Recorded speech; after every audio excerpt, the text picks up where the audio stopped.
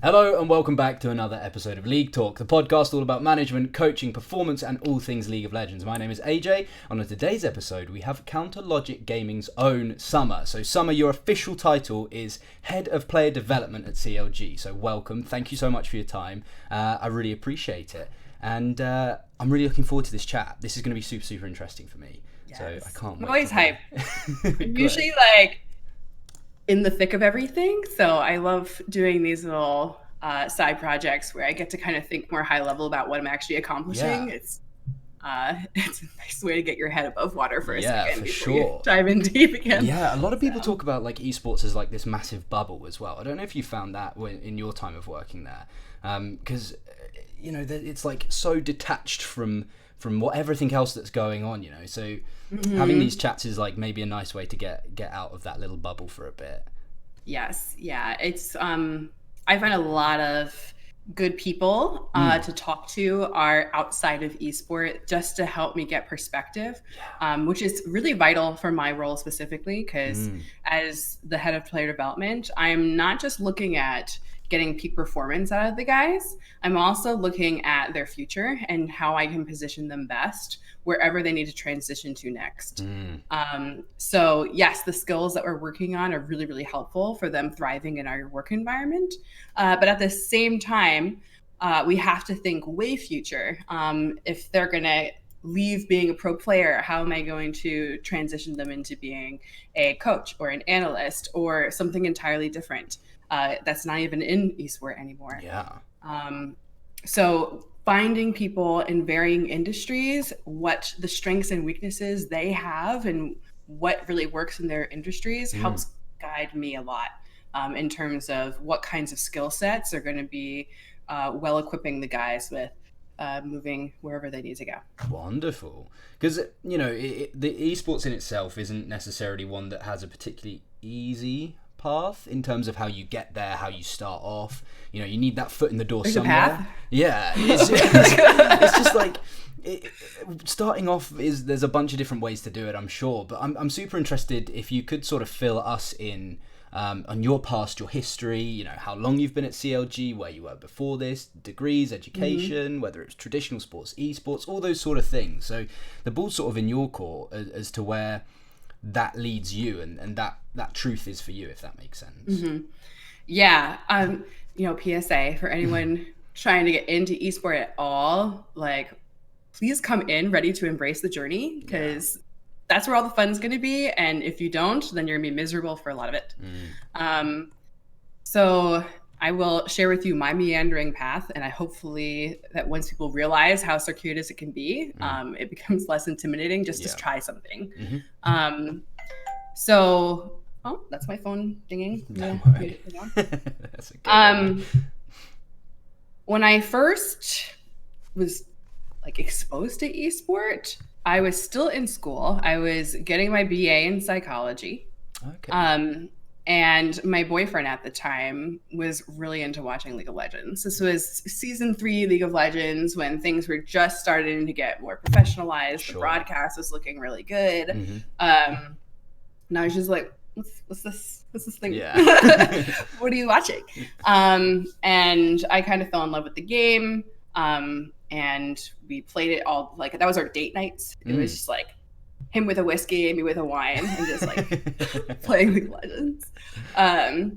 So, I mean, fast forward a couple of years, I was working at a nonprofit, not really loving everything about it. And then I'm like watching again, and there was a little featurette on a sports psychology master's student that was trying out their thesis work by applying sports psychology to esport. And I was just like, wait a minute, this could be what's that? Yeah. And I like thought about it for a second, and I was just like, and just kind of kept going. But then finally I graduated, and I was sitting there, I was just like, so now what do I do? Am I gonna go get my master's now? And I was very schooled out at the moment. And I was like, I feel like I'm kind of smart already with the psychology stuff. Let me just see if I can start applying it to esport and see how far I get. And it was that at the time I found Weldon Green's website, where he was doing a blog at the time. It was called Mind Games. and I contacted him. Mind you, I was terrified to try at first because I was like, oh my God, he's like doing it. He has his master's on his like lowly BA summer. But I finally got the nerve to contact him. And then he was like, yeah, sure, write for my blog. And that's kind of like where I got my start in esports. I see. Interesting. Applying different topics of psychology into games. And I very quickly realized that I had a knack for it. There's like a couple of funny exchanges I had where there were people that had their masters in like organizational psychology or sports psychology, and I was just kind of like going toe to toe with them in conversations where they just like had zero idea that, you know, I'm coming in here with a BA. So I guess like that's like maybe it might be inspiring to some folks. They get intimidated by the fact that, you know, you can know a lot and you can know really in-depth knowledge related to sports psychology. But the lucky part is that when you are looking at player development and performance coaching, yes, sports psychology aspects are really helpful, but I find that being the jack of all trades of psychology is much more beneficial because you can pull from sport, you can pull from clinical, you can pull from organizational psychology, all of which are fundamental to being able to have a more integrative program within your org in esport. So, that's that. So were you ever really into traditional sports? Was that a side that you ever went down, or was it just like the psychological stuff that really interested you? Yeah, not like as a professional coach or anything. In collegiate sport, I road crew and played rugby. In college. And those are the two sports that you can just roll into college and play. Like having never played them before or like never rode before. So they're learnable, where like the other sports like traditional where you would like basketball, soccer, things like that. You kind of had to come in on a scholarship and having played for years, like since you're 5 or something. Sure. So, but I wanted to be athletic, so I was just like, we're rowing today. Next, we're gonna start tackling some folks. Like that's a bit more British as well. That's a bit more rugby's a bit more up my street than it is over in America, isn't it? But that's really interesting, because the thing that I'm noticing more and more, and the more I talk to people in esports, the more I take part in this sort of stuff, is like the backgrounds aren't quite the same. So for my full-time job is a traditional sports coach, and I coach tennis and football, and has been for 9 years now. And in that world, it's everyone's a sportsman. You know, everyone at some point either played the sport or fell in love with the sport or were coaching the sport. Now, the great thing with esports is like, because it doesn't have that hundreds and hundreds of years of backing like traditional sports does, you get so many people from so many different backgrounds, and I think that's something that's wonderful in terms of esports growth, wonderful in terms of like person-to-person growth as well, because like talking to you now, I haven't spoken to someone that's quite like this, that has your background in that sense, you know, so that's for me, that's really, really interesting. And when it comes to player development, I definitely find that myself, because like part of my role is to just find all the different people that possibly could help. It doesn't matter where they're coming from. Like weird flex of things that we do at CLG, but we recognize that there's a lot of different aspects that you need to take into account that are not true in traditional sport.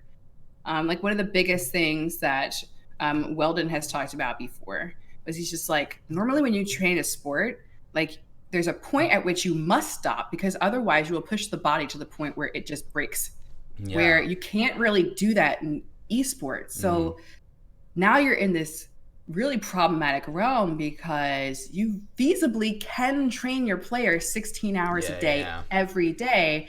And it's not like you can make a reasonable argument that training less will give you an advantage consistently. You will find teams that just have higher volume of training and will beat you based on just having more opportunities to be exposed to different strategies and plays within those scrims that they're having. So that's like a really big struggle that we have, because now we have to find a way to create some sort of balance when there is inherently none in what you're trying to achieve. It is like the most unhealthy thing that you can do for yourself. So we have to try to find the healthiest ways to be able to accomplish that. It makes sense. And go on, sorry. So to do that, we have to have an arsenal available things to support these players. Just this split, we've brought in a massage therapist. We have a massage therapist that comes in 3 days a week, just to massage out any knots and like problematic areas that are forming in the guys' like arms, shoulders, back, things like that. She'll even come and do a full 1 hour body work on someone if their hips are very tight. That's a very big one for esport players, or anybody who's sedentary. Yeah. Quite frankly. Those hips tend to get really tight, puts a lot of pressure on the lower back, and you have to get somebody on the table to really release it out. Yeah. Likewise, we do yoga to be able to accomplish some of the same, to have that like more rejuvenative aspect. Meanwhile, like our guys don't have a day off. They still will come in on a Monday when teams are usually having a formal day off, and we'll have them do yoga on that day just to ensure that recovery is taking place. Yeah, for sure. I guess that sort of stems from that, like, I read an article during the previous Worlds, and it was all to do with Afrika Freaks and their head coach, I Love Uve, who was talking about how most of his players will play for 16 hours plus a day, and the lead up to Worlds was a minimum of 16 hours. And I'm like, if you're trying to sleep for a good 8 hours and you're playing for 16, like, what are you doing for the rest of the time? Like, the numbers just like don't add up in terms of like the health, right? No, I mean, I would say that if there's one thing that I would say, if you're trying to maximize performance, never to skimp on, it's going to be your sleep. Yeah. I would say train 15 hours and make sure that you have a really nice sleep routine, so that when you are trying to sleep, you have a nice, like, 100%. between like 30 minutes to an hour just to wind down and get quality sleep. Because like few people actually really understand the mechanics of it, but much of what you learn can be lost if you do not have enough time to sleep and like let the memory consolidation occur. So when you kind of rock your sleep, it's kind of the worst possible thing you can do, and erasing a lot of the work that you were attempting to put forth the rest of the day. But like, if you just want blanket term, mainly things that affect performance in order of importance, the top tier is always going to be illness and injury. Oh, okay. Yeah. You have to deal with illness and injury. You can imagine, like, if you're playing and you're not feeling great, if you have the flu, like, performance is just gone. Likewise, if you have actual pain in your wrist or something like that, that's going to hamper performance. So that's like tier 1 that we worry about, which is why we have the massage and the yoga, right? Because we're very aware of making sure that we have to fit in the physical maintenance aspects of things, even when someone doesn't want to and they're too tired or they're too overwhelmed or whatever. The next is going to be sleep. This is hard to police because we don't live in gaming houses anymore. We can't have our coach like literally now go to bed. Tell them, yeah, of course. Yeah, or like literally wake somebody up. We've had those situations too, where like have to knock on the door and be like, "Hey man, guess what time it is? It's time for some fun. It's good morning." So like that's the next tier down. Exercise is also a really big one. Even just like having some sort of activity throughout the day is important. But exercise is huge because it gives you a really nice emotional and physical foundation that you need. Small little fact, the act of being at like your peak heart rate for a certain duration, like about 30 minutes, starts releasing a hormone in your brain called brain-derived neurotrophic factor, which is essential for learning. Wow. Okay. So just by fitting in that exercise each day, you've actually just like released the necessary chemicals for you to learn faster. Interesting. Because, you know, when you start to break all of these things down in terms of performance, and when you look a little bit closer at your actual job title of head of player development, that's like an incredibly vast topic. Like developing players, it's it really is. 0 to 100. There's so many different things that it could be the whole time. So in basic terms, I'm super interested to see what player development is at CLG. So everywhere you go, player development and performance coaching is going to have like its own little quirks, its own little different things, you know. So I'm interested for what that is at CLG. Is it life skills? Is it lifestyle? Is it positive habits? Like where does that go for you guys? All of the above. Everything. We really do try to do a sweeping approach and cover everything. Mm. We've already talked about injury prevention, sleep and exercise being part of our foundational core. Diet is also a very big one. We just had a really fantastic nutritionist come through and audit our entire offering that we have in our cafeteria. And unlike some other orgs, we have food around for players at all times. We just understand that you're going to need something to grab. We understand that when you're in the middle of the season, as much as I would love to teach you how to meal prep, and I will, it's not really realistic for everyone to be able to do. I know this, being a busy mom, that I don't always have time to meal prep. So when you look at somebody trying to train for 16 hours a day, you already know what their life is like. I'm not going to place crazy high expectations on their ability to manage all these things. Hence us kind of stepping in and being like, we're going to take care of this for you. We also have some English as a second language people on our staff and on our current LCS roster. So say they need additional help learning English, I'll get them an English tutor. Sure. That's actually what's happening right now. They have regular English classes, which is really awesome. So just kind of like filling out the gaps for which you actually need to sustain yourself is the most important thing that we do. And oftentimes is something that is overlooked when you're looking at an overall team's performance. You're like, oh, they're like not doing well in the standings right now. And it's just like, what is like the player development people doing? They suck. And I'm just so it's all about creating the lifestyle necessary and giving the resources needed to at least have a shot at doing really well. Of course. So that's important. And the highest tier. And then we do kind of go into the life skill aspect as well. Like the month of May was all about finance. And I brought in 3 different financial advisors, 3 different firms to talk about varying topics in terms of anything from how do I create a budget?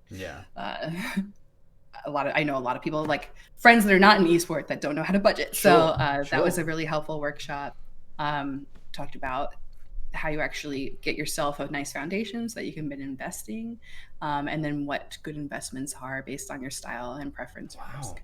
That's really interesting because you often hear this thing that's like anyone in esports who's a player is like 10 years behind where they should be in terms of like personal development, right? They don't know how to wash their clothes because they've been in a team house and they had someone do it for them. I think it's a great thing that team houses are slowly sort of dissipating. I think for the players it's a wonderful thing, although maybe not as efficient for practice potentially.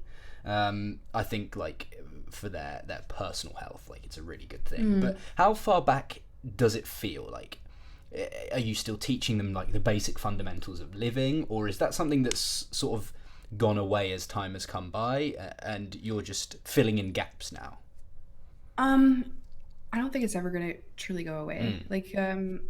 And some people are really far along in their development and some people are just starting out. And I think you're always going to get people at these varying degrees of development. Like I have players that own homes in LA, which is not easy. And they do, and they're very advanced. They understand how to invest, what they want to invest in, and they're really well off. Other people, like I've gotten, like when I first started in esport, like performance coaching for a team, my youngest was 17. Wow. And I don't know if you know this, but I was not making what he was when I was 17. I had a job that paid me $10 an hour as a file clerk. It's like a lot of responsibility, right? Like to have that much money coming in is like at 17. Well, it's more important than how much money it is. It's how to learn how to value the money. Because I know so many people who are just like, dude, I just got like $1,000, and they're like, let's shop free. And it's important to be able to instill the value where it's just like money is not just a tool to have more things. Money is the tool that you need in order to create opportunity. Without the money, you lack opportunity moving forward. And this is something that happens in traditional sport all the time, where you get all this money, you buy all these things, and create a lifestyle that's not sustainable beyond you continuing to make that current income, which you already know is going to be for a very small time slot of your life. So I'm trying to lay the foundation with my guys where it's just like, listen, everything I'm teaching you right now and everything that we were going to position you for right now is going to make it so that you have as much opportunity as possible with what you're making right now, because this is quite possibly the time of your life where you're making the most that you ever will. Yeah. Which is crazy to think about. Yeah, someone especially when who's you're like so getting young. their GE to get into a job that might yield the most income they will ever have. And then you're asking that person to be responsible with it. For sure. Yeah, incredible. And you know, do you think that the dissipation of these team houses is helping with that or hindering it? I think it's definitely helping. I think it is really vital for us to actually position people in an environment that is true to what the rest of the world has expectations for. It is important that you learn the skill to wake up and go to work. Yeah. I think I would be doing you a very big disservice if I let you just lay in bed until your coach pulled you out of it. Yeah. Like, and you would get this in college as well. Like, that's one of the few life skills that just comes by being in position to being punished. And like, not because someone's just like, oh, late, you're gonna get a fine. It's just like, no, you're late and everybody in the room is there and everybody's looking at you walking the door late.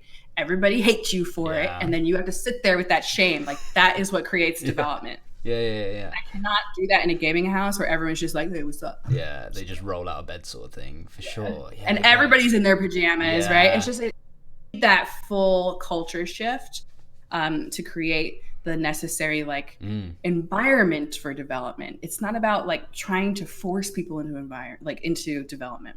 It's about creating the necessary conditions that someone can thrive in and grow into. Yeah, really. So that's what we're trying to do. Really. And the facilities, like, there's more and more cropping up. They are essential to being able to create that. I've seen the CLG sort of gaming area. I can't remember if it had a specific name, but I've seen the video that they did a while ago, maybe 6 months ago or something like that, maybe a bit more. That was just phenomenal to see the way that these guys and the ability they have to train, the ability for their practice, and for all of the staff to be in that area just seems phenomenal, really. Yes. I have had the fun of being a remote staff member before. It's not a lot of fun. It's very difficult to form bonds and rapport with the people that you're working with. And you just don't get as high quality a product. And I love working from home. I can tell you right now that I am on this call with not one, not two, but 3 monitors. But I will go to work with just my lonely 2 monitors because I know how much value it brings to creating more productivity. So really helpful. Yeah, it links nicely to sort of the next question that I had, really. That was a little bit about CLG, because this is a huge organization, one of the oldest in North America, and for me, one of the most interesting to look at, because when you're on Twitter and when you're looking through the staff of CLG, you're seeing all these different job titles that I think are wonderful, and the infrastructure and the heavy focus on the infrastructure and the help for the players that CLG have seems to be, from the outside looking in, second to none. You have more job positions than I've seen any other teams, really. You know, like people like Weldon, who's the head coach, but also has such a heavy background in sports psychology. He's a sports psychology trainer, all that sort of thing. Yourself, there's head of player development. All these different job titles are wonderful. So I guess the question's sort of twofold. What's it like working for CLG, just on the whole? But then also, what's it like working for such an organisation that seems to be at the forefront of that infrastructure for the players? Because I think that's a completely different sort of coin that a lot of teams are finding or haven't found yet, you know? It's amazing. Yeah. It's really, really helpful for someone like me. The player development and performance coaching at eSport, like, honest to God, people like Weldon and myself, we just kind of pioneered it within like a small group of people. And there are a lot of cases where you would walk into on teams, and quite frankly, because it's a different industry, there is no one-to-one correlation between what you've done before and what you will do in eSport that will be completely effective. That's why, as I was saying before, like, I had to draw in so many different disciplines because the environment doesn't quite match anything.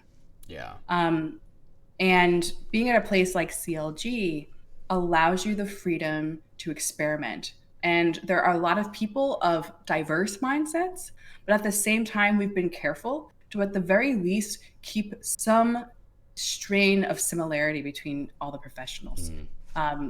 This was actually part of at least my personal motivation for wanting with us. I had a lot of experience working with him prior on several different kinds of projects. I knew what he could bring.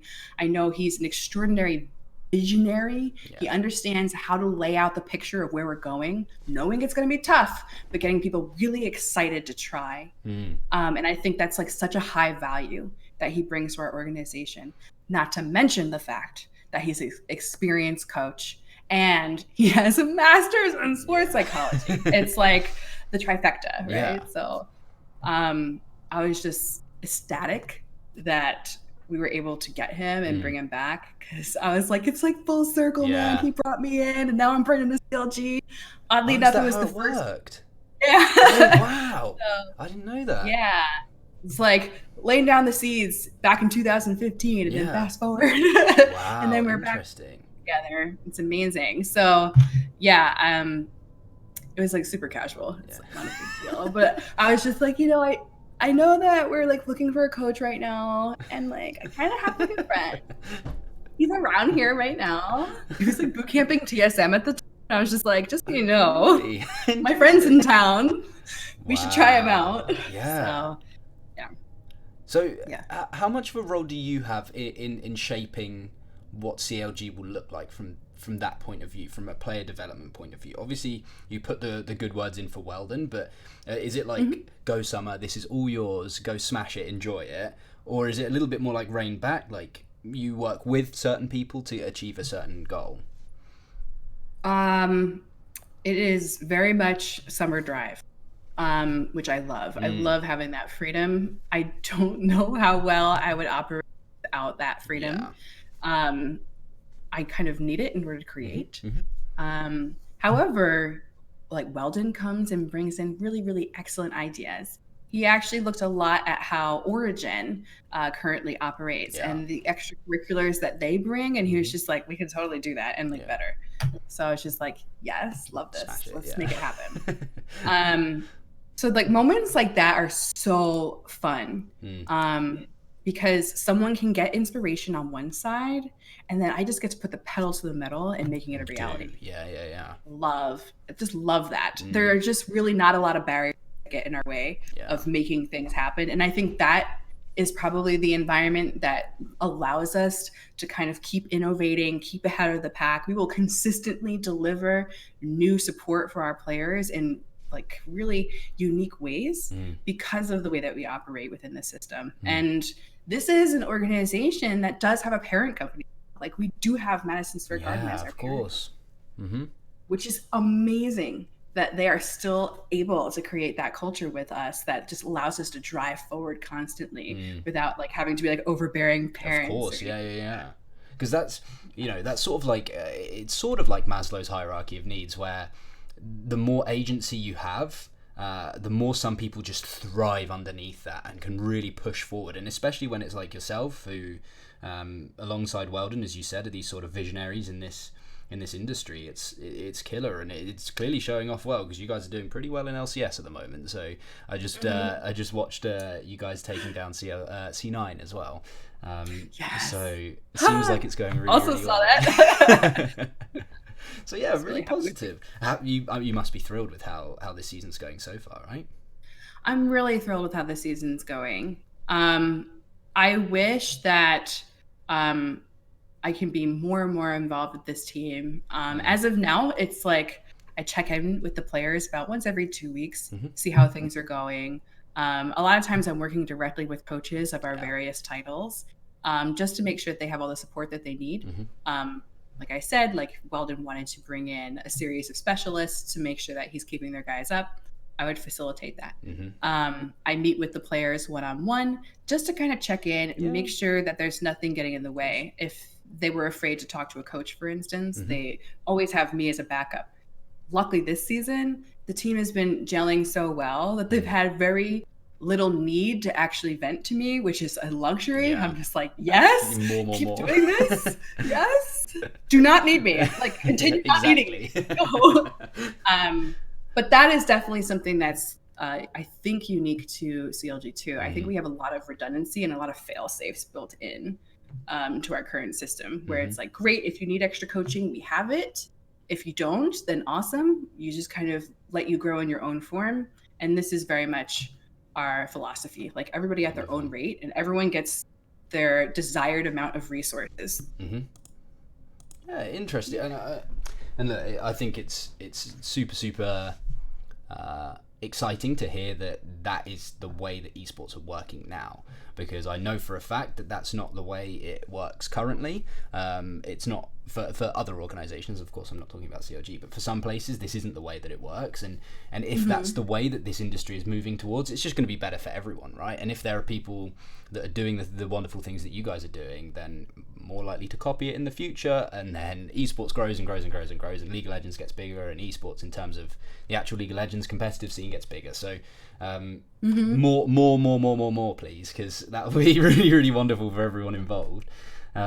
Yeah, but I'm really interested a little bit more about yourself, because you did your BA, which was of course as we would call it in the UK, university degree. Is that right?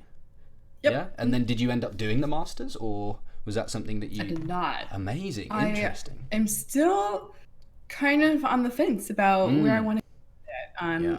Because I've found so many disciplines helpful in my current role. And I feel like I wouldn't leave esport right now. Of course. So pretty much all education I'm seeking at this point has to be supportive of what we're doing.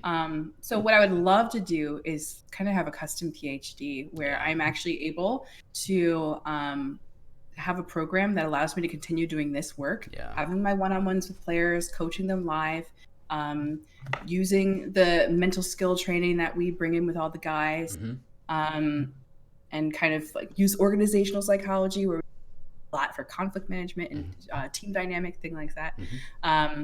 And just kind of like bring it into my own kind of degree. I'm waiting for there to be esports psychology degree. There's not yet, so I might have to make it. Sure. No, I think you do it. If it's there, then for sure. But the interesting thing for me is like growth as individuals, and growth for yourself, I presume, is something that you're always searching for, right? You're talking about all these different places that you want to learn from, and different things that you want to bring in, and that sort of signals to me that there's growth and wanting more and more successes as you go forward, and continuously doing this, like a continuous personal development sort of thing. I think I said that in my job interview. To get into CLG, I was sitting across, and I was just like, I'm going to tell you right now, I'm the kind of person that if I do not know the answer, I have the courage to be like, I don't know. But I also have like the internal frustration with myself that I will not and I will find the answer. Yeah, for sure. I will find that answer and like all 6 answers that were like around it. So like I just kind of looked him dead in the eye. I was just right now, person that is worth the investment. Sure. Because what I am not today, I will 100% be tomorrow. Yeah. Interesting. Because for me, like, that ability to gain knowledge is something that I hold very, very dear to myself, and this idea of keeping improving and keeping moving forward is super, super important. Now, for me, this has been things like reading as many books as I can, like constantly like sucking in this information. And now we have like the wonderful stuff like videos and podcasts that also do that. Another thing was I invested in Weldon's Mac program, which was something that I was really interested in picking up, and eventually got to do that. And I know you talk a lot about books on Twitter, and you've had some great recommendations, but I'm super interested to see what your tips are just for like general growth, general success, and improvement along the path of an individual, because it's not always easy, and you don't always find those right things. And I know that one of the things that I've been doing recently is working in UK League of Legends, and finding performance coaching books is like, there's loads of them, but it's like manuals and textbooks, and then you get this like 700-page textbook like this that's like so what are your tips to that success, growth and improvement that you found that might have worked for you, for example? In terms of when you are looking for information, I would say don't be afraid to get your foot in the door first and get the info second. you need to be able to trust in your own capability of like being a human. I think like that's what I lead with first. It's the very first thing I do. I empathize with the people in front of me and understand the issue from their point of view. And from there, we are able to build up solutions. And a lot of the time, we are able to build up solutions without drawing upon really much of anything else outside of what we can just kind of figure out together. So I think that more people need to bank on their natural ability to just communicate with others. And along that vein, don't be afraid to solve one problem at a time. You can buy a whole textbook on sports psychology. Yeah. It doesn't mean that you need to read it by next week. It means that when you come across an issue with a live person, you seek out the answers. If you didn't have it on the spot, no worries. You leave that time with that player, or if you're practicing the skill with just like somebody in your family, a significant other, whatever. Do the research on that issue, and then you'll have it solved for the next time. So it doesn't have to be this rigid thing. Like, you don't have to try to school yourself like you're in school. You can really use your life experience as a guidepost for what you're going to learn next. Because likely, if you solve the issue once, it's going to come up again. Sure. No, that's really interesting. So more along the veins of when problems arise and you don't necessarily know what the answer is, you find out the answer. That's when you start looking for the information. That's really interesting because it's so normal, and I don't know if it's maybe the educational system that we have here. I don't know what it's like in America. I can't speak to that, but it's always like you throw all this information into your brain, you try and retain it, and then you use it when you need it, rather than like slowly building up this like catalog of information that you've spent time educating yourself about and then utilizing through more of a process than just like a tick box exercise. I really like that. I think that's super interesting. Yeah, I think we use it with our players all the time. I think a really natural tendency when coming into a situation, you are regularly in conflict with people. Like that's what League of Legends really is. You practice a game, you're confronted with a series of problems that occur within that game, and sometimes you will naturally do the correct thing, and other times it will be a dumpster fire and you'll lose the scrim. So you come out of that game and you have to come into conflict with people. And I think one of the most threatening things for anyone approaching a conflict is the fear of not having a rebuttal, the fear of having to stand there and look vulnerable to someone and being like, oh God, I don't know the answer. Yeah. So being able to overcome the fear of not knowing, is huge to being able to improve quickly, especially when you're going to draw upon resources around you. It's not just that personal development. It's the ability to use others around you and use their experience to better your ability is vital, especially when you're someone that has to work with a series of experts. You can't be afraid to go up to the guy who's been studying his craft for 20 plus years and being like, oh yeah, I didn't know that. Yeah. How much have you found that there's sort of pushback against that? And by that I mean there are so many people. So for example, on a team, and if we use League of Legends for an example, maybe a support player is really struggling with the pathing for the jungler. And it seems like sometimes there's this idea that I'm not going to find out the answer because I'm just going to keep throwing my face into it. Instead of going in and being like, hey, my jungler, how does I overcome this issue? And then you work collaboratively to do that. Was there much of a pushback to that idea that you're talking about there? Or was it just like, oh yeah, that makes sense, we'll just do that, I don't know if it's pushback. I think it's something that's just difficult to do in the first place and difficult to expose yourself to repeatedly because it hurts. Yeah. You don't get good at this until you've repeatedly run against the wall, repeatedly got stung. And eventually you're just like, that sting doesn't hurt so bad. Yeah. It's still going to hurt, but you're just kind of used to it. Sure. And I don't know that anyone is going to ever like that. So I wouldn't say it's pushback. I just think it's the natural emotional reaction that you kind of respond to. And I would say, like, just generally in my life right now, I've been kind of gearing my mental training. I mentally train too. I don't just teach it. Yeah. I actually try to develop myself on a consistent basis, which may make me a better teacher. I like to think so. Yeah, makes sense. But like the biggest thing that I'm challenging myself now is to kind of just accept pain in any and every form it can possibly take. So like if I'm getting a massage, I will go for the deep tissue. And if they're like, hey, you're really locked up here, I would love to kind of work into this, I'm just like, do it. And I have to learn how to live that and breathe into the pain, because not likely they're not going to break me. Yeah. They're trained professionals. They're just the things that are meant to hurt. So I need to be able to better myself by convincing myself that I can tolerate this pain. Now, what I'm describing here is a physical pain. And I've gotten to the point where I've been in so much physical pain that now I just start laughing. Like that's the kind of like twisted journey I'm on. Because I need to be able to convert that pain energy into something else. And when you're just laying there, it's just not a lot to do. Yeah, unfortunately.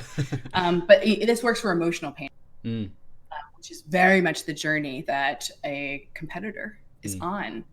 A lot of times, like people, I think, a very popular conversation that was on our CLG Inside CLG series was Weldon trying to help the players understand how irrelevant being confident is. Okay. Because it is an emotion that you can do really, really well with. You could also do really, really well without it. And likewise, if you're feeling performance pressure, you can really crumble beneath it. But you can also really deliver some really clutch plays as a result of kind of feeling that internal conflict and having enough like power and energy behind what you're doing, far beyond what you would have without having that extra bit of anxiety within you. So this is kind of a way to look at an internal pain in a more constructive way. It's saying that I have this energy inside me. I just need to channel it appropriately now. I need to put it at work so that I am achieving my goals or moving closer to my value. Yeah, sort of like a refocusing, right? Like you accept the situation you're in and you refocus it and push it in a different direction. I guess that's a similar sort of idea. That's really interesting. Yeah, I think at the core of that is likely that most people reject the idea that they can actually tolerate that pain in the first place. So they feel it creeping and they're like, nope, I'm fine. Or if they feel that like uncertainty coming into the game, they try to like push it beneath and they're just like, no, I'm hyped. No, it's like, you know what? Just like let everything be. Everything is the way it should be. Coming into every single match, coming into every bit of life. You're human. You're meant to have all these reactions. It's fine. Just make sure that they are serving you and you're going to be just fine. Wonderful. So the key phrase here is like, pain is inevitable, but the suffering is optional.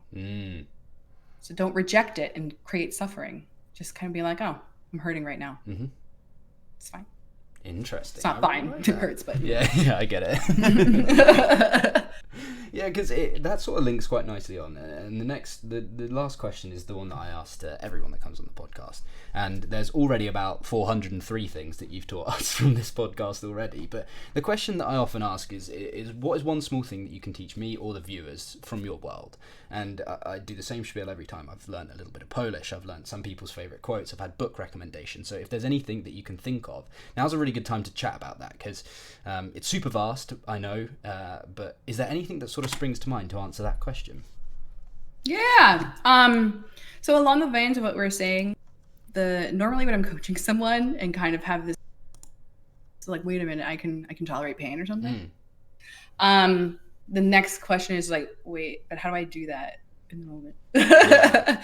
So I'm going to teach you real fast some strategies that you can use to kind of help manipulate the internal voice and start helping out. So the very first step that you need to do is you kind of need to identify the healthy and unhealthy voices inside.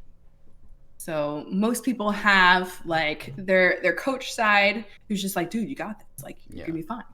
Right? And then there's the other side, is just like, yeah, but you played like crap yesterday.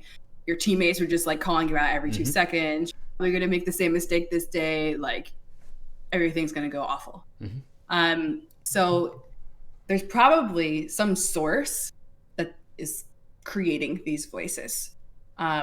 So maybe you have a really annoying mother-in-law. It's like, refer to that nagging voice as Martha and call it a day. you know? Yeah, Like, okay, Martha's at it again. Like, and likely you've had somebody who's really inspiring that's taught you all these, like this positive self-talk. They've probably spoken to you that way all your life. Or otherwise it's just your positive energy. So kind of labeling that person as well. My favorite image from my coach inside me is like Denzel Washington, because he always plays like the best coaches. Like, remember the Titans, just like in my head right now. So that's something that you can really do easily. And once you've differentiated those voices inside you, then you can actually spark a dialogue and start manipulating the conversation that you want to. So rather than you being just like being driven by the voice itself, now you get to come up to the table and be a party to what's transpiring between these two sides of you. So that's step one. The second, which most people really want to know, is, so how do you get Martha to stop talking? And there's the howitzer mantras that are great for that. And these are the classic, stop, shut up, not now, right? Everyone knows that. My favorite to demonstrate this point to my guys is that if you are in a relationship and you see somebody attractive walk by, that moment when you're just like, nope, no, no, not happening. Like, that's kind of what you're looking for right now. Okay. And that's what a howitzer mantra is. Interesting. Affirmations also are really great. Being like, you know what, I'm the kind of who can liven a room. So no matter how nervous I am, I'm going to walk in here and I'm just going to. So that's an affirmation, kind of sharing to yourself who you believe you truly. And then the final way to contradict Martha is to explain to yourself what would happen if you actually listened to her. If Martha is telling you that you can't, then what behavior does that create? Does that make you walk away from what you really want? And if so, kind of bask in that like devaluing experience and say like, hey, like, I don't want this taken away from me. I don't want Martha just coming in here and telling me what to do. And by kind of investing in what goes wrong into that voice, you start to convince yourself that maybe you should be listening to Denzel instead. Seems quite logical though, right? That last step is like that makes a lot of sense. Of course, that's the sort of way that you want to be acting, but often that's like not necessarily a jump that people can make like without a little bit of a push, you know? So I think that's wonderful. So a 3-step process. If at first you don't succeed, try again. Of course. If Martha will not shut up, continually tell her to shut up. There's no shame in the fact that you have to use more than one strategy. That's why we have a list. Of course. So just keep at it. And at the end of the day, if you really can't get her to stop talking, then kind of accept that you're kind of in that emotional pain spot and being like, you know what, Martha's just going to be in the backseat of my car for today's drive. And that's going to be okay. I'll just work with her. You know, I'll turn up the radio and continue. Wow. That's really interesting. That's a super, super wonderful learning point for me, and I'm sure for everyone that does listen as well. So I really appreciate that. Thank you for passing that knowledge on. That has brought all of the questions that I have for you up to the surface now. So firstly, I want to say thank you ever so much for your time. I know you're super busy. CLG is not a small organisation, and I'm sure you have a lot of time to pump into that. So I appreciate you giving over the 45 minutes hour that you have done now. Happy. If there is anything that you want to plug, for example, if people are looking to get in touch with you, if they have any questions, or just generally anything for plugging's sake, if there is anything for that, then go for it. Now's the time. Yeah, I mean, I'm a pretty open book. At CLG Summer. That's PSYC Summer. I'm always happy to answer people's questions. I think one of the most important things that I can do, having made it into esport, is now helping to pave the way for people who are trying to get back in. And those are the people that I want to meet, because they're the people with the new ideas that are going to help push my organization. So I am always all ears to hear people, what they want to say, what they're struggling with, because hey, if I help you solve that problem, that might be something that I run into later. That only helps me. So that's a big one. And anybody who's interested in coaching, please I want to be all ears in terms of understanding what personnel could possibly be next on the list of CLG. Wonderful. No, all of those links will be in the description, so if anyone does want to get in contact, that's the place to find it. But that draws the podcast to a close, so thank you ever so much again for your time, Summer. I hope everyone who has watched or listened to this, whether it's on YouTube or any of the podcasting platforms, has enjoyed as much as I have, because this has been a really, really interesting one for me. So thank you ever so much for watching. Thank you for your time, Summer, and we will catch you on the next episode. All right, thanks. Bye.